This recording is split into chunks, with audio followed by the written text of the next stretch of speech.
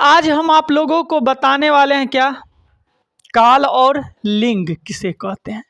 काल किसे कहते हैं और लिंग किसे कहते हैं और उनके कितने भेद होते हैं, आई मीन कितने प्रकार के होते हैं, ठीक ना। ये टॉपिक जो है ये हिंदी व्याकरण का टॉपिक है ना। चला, हिंदी व्याकरण का टॉपिक है, इनको बढ़िया ढंग से आप लोग समझिएगा। सबसे पहले क्या है, पहला क्वेश्चन कि काल किसे कहते हैं।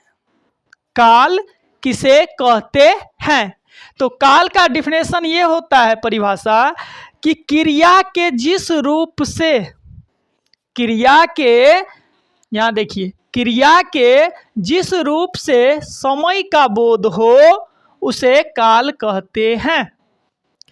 क्रिया के जिस रूप से समय का बोध हो उसे काल कहते हैं, ठीक। कहने का तात्पर्य हुआ कि मान लो अभी हम किस काल में हैं, अभी हम किस काल में हैं, वर्तमान काल में, क्योंकि वर्तमान समय में कर रहे हैं, प्रेजेंट टाइम में है ना। अभी हम आप लोगों को पढ़ा रहे हैं, तो अभी ना पढ़ा रहे हैं, कुछ देर के बाद आपका छुट्टी हो जाएगा और आप छुट्टी के बाद जब घर पहुंचिएगा तो आपको कोई पूछेगा या घर पे पूछेगा तुम 7 बजे क्या किया, तो तू लोग क्या बोलेगा, 7 बजे पढ़ाई किए, कोचिंग गए थे लगाते हो, क्योंकि वो बीत गया ना समय। तो जो बीत जाता है उनको भूतकाल बोलते हैं, ठीक ना। सबसे पहले इनका डिफिनेशन आप लोग समझ गए कि क्रिया के जिस रूप से समय का बोध होता है उसे क्या कहते हैं, उसे काल कहते हैं। काल मुख्यतः 3 प्रकार के होते हैं। काल मुख्यतः 3 प्रकार के होते हैं।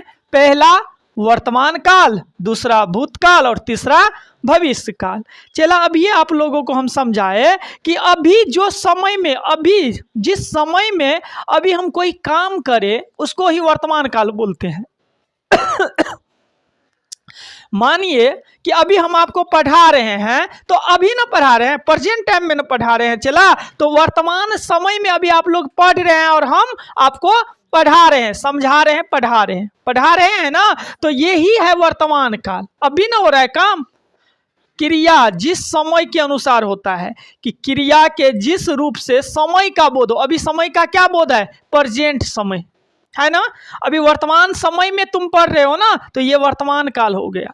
यहां से जब घर गया और घर पे पूछेगा कि तुम 7 बजे कहाँ था, क्या किया, तो तुम लोग क्या बोलेगा कि 7 बजे हम कोचिंग गए थे, पढ़ाई किए थे, पढ़ने गए थे। 7 बजे हम पढ़ने गए थे, लगाएगा ना थे, क्यों लगाएगा थे, क्योंकि कुछ देर पहले की बात है ना। चला, है तो प्रेजेंटे समय, दिन तो यही है, लेकिन कुछ देर पहले की बात है, तो वो भी थे में लगेगा, वो भी भूतकाल में आ जाएगा। तुमको पूछेगा, रे 4 दिन पहले तू कोचिंग गया, तो तुम लोग क्या बोलेगा, जी हम, पापा को क्या बोलेगा, हाँ पापा 4 दिन पहले हम कोचिंग गए थे।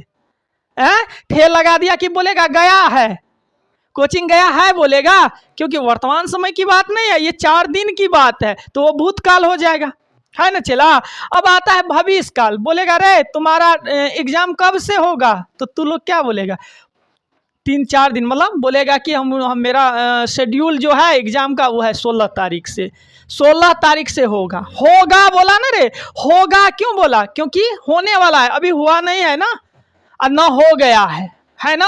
रीजन ये है कि होने वाला है, तो भविष्य हो गया, तो उनको हम लोग भविष्य काल बोलते हैं। तो काल क्या आप लोग समझ गए कि क्रिया के जिस रूप से समय का बोध हो उसे हम क्या बोलते हैं, काल बोलते हैं। जो काम जिस समय करते हैं समय के अनुसार उनको ही हम काल बोलते हैं। हिंदी व्याकरण में समय को 3 भागों में बांटा है, बीता हुआ समय, चल रहा समय और आने वाला समय। इनको ही नाम दिया है वर्तमान काल, भूतकाल और भविष्य काल। कोई दिक्कत यहाँ तक किसी को समझने में, किसी को दिक्कत नहीं ना है। चलिए, अगला है कि लिंग क्या है तथा यह कितने प्रकार के होते हैं। यहाँ पे आप लोग थोड़ा ध्यान दीजिएगा कि शब्द के जिस रूप से स्त्री या पुरुष जाति का बोध हो उसे लिंग कहते हैं। हिंदी व्याकरण के अनुसार लिंग 2 प्रकार के होते हैं, स्त्रीलिंग और पुल्लिंग होते हैं, ठीक ना। चला, तो बात तो सही है। अभी जैसे इस कोचिंग में आप जो आए हैं पढ़ने, आप लोग आए हैं इस संस्था में, तो लड़का भी हो और लड़की भी हो है कि नहीं है ना उपस्थित। तो लड़का हो गया पुल्लिंग और लड़की क्या हो गया स्त्रीलिंग। यहाँ पे जिस शब्द से अभी ये लड़की जो बोलेगी क्या बोलेगी कि मान लो हम बोलेंगे तू पढ़ती है तो तुम क्या बोलोगी, जी सर मैं पढ़ती हूँ। क्यों बोली तुम, ये शब्द पे पता चला, क्योंकि तुम स्त्रीलिंग हो इसलिए ना स्त्रीलिंग जाति वाला तुम शब्द यूज की हो।